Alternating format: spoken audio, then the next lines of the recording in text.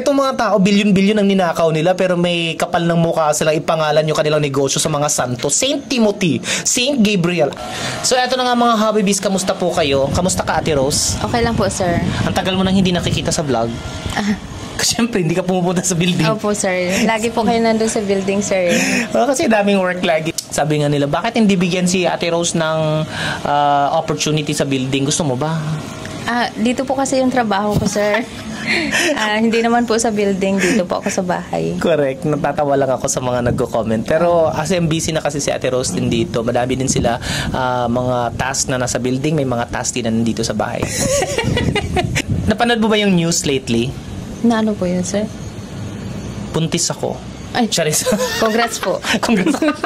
Hindi, naloloka ako sa mga news lately kasi pinag-uusapan ngayon yung mga korupsyon sa gobyerno na may mga iniimbestigahan ng mga contractors ng DPWH. Pero sa totoo lang, no, eto to be honest, yung mga nakikita natin sa news na mga ganun, matagal na yan eh.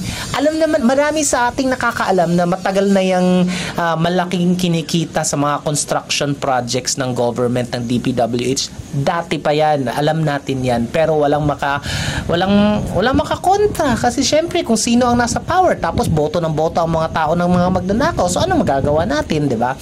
So, alam natin yan. Kaya nga alam natin na maraming mga substandard projects. So, I'm actually very happy na iniimbestigahan na ngayon because pag ganito na iniimbestigahan natin, Rose, walang sinasanto yan eh. Ibig sabihin, kahit anong kulay, pula, green, pink, kahit anong kulay mo sa politika, pag inimbestigahan at may kasalanan ka, mababangga ka. That's if ituloy-tuloy nila yung pag-investigate kasi baka naman investigate lang pero wala namang kakasuhan tapos makakalimutan na, ganun, no? Opo. Meron akong gustong i-point out lang sa mga na-notice ko kasi may nirelease si President na listahan ng mga top contractors na nasangkot sa korupsyon. Ang dami sa kanila, ang mga pangalan ay mga sasanto, Saint Timothy, Saint Gabriel, Alpha and Omega, which is reference din sa Bible, di ba? God is the Alpha and Omega, beginning and the end. Bakit ang mga tao na maraming tinatagong kasalanan at maraming kagaguhang ginagawa ay nagtatago sa pangalan ng pagka-religious? May mga santo-santo. Ayan. Marami po yan, sir. May kilala ka? Shoutout mo kung sino siya. Secret po, sir. Natatawa ako sa mga ganyang negosyo na pinapangalan nila yung negosyo nila sa mga santo because feeling nila pag na mas religious sila, mas nababawasan yung kasalanan nila. Pero hindi po yan maitatago sa mata ng Panginoon. Yes, totoo yan, Ate Rose. I always believe naniningil ang karma.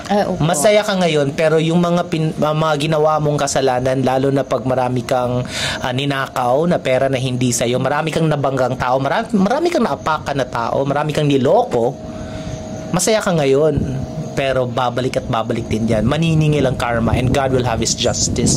Sa akin lang, no, ako medyo allergic ako sa mga taong sobrang religious. Kasi ang dami kong experience na pag mga sobrang religious, marami din silang kaipokrituhan. May mga tinatago din po. Ay. Yun, galit din si Bella.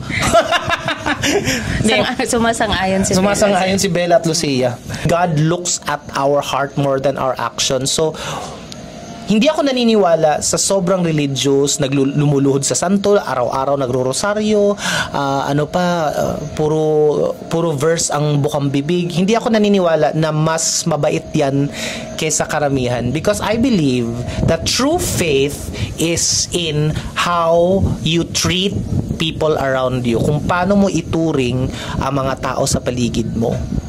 Kung ikaw ay mapangmataas, kung ikaw ay feeling mo ikaw ang pinakamataas, tapos lahat ay dapat rumirespeto lang sa iyo at sinasamba ka,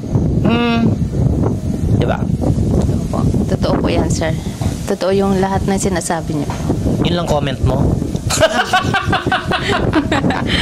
I think yung mga tao dito, yung mga taong like yan, mga kurakot, taos puso din sila nagdarasal. I believe that they're very sincere.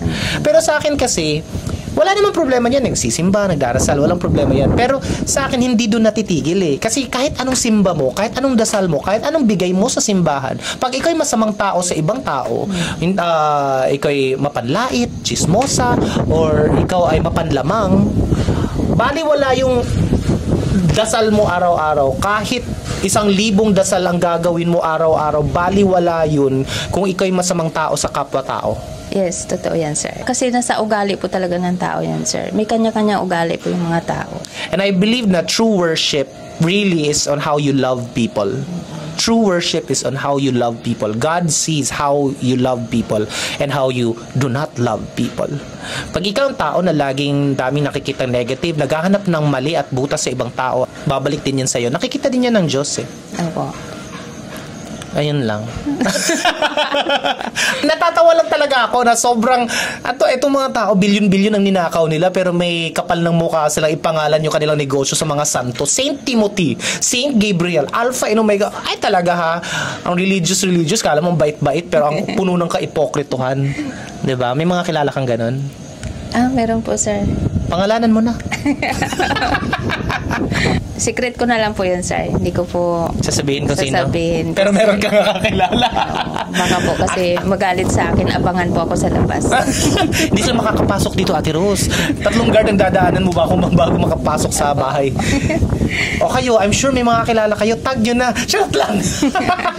Papaaway pa.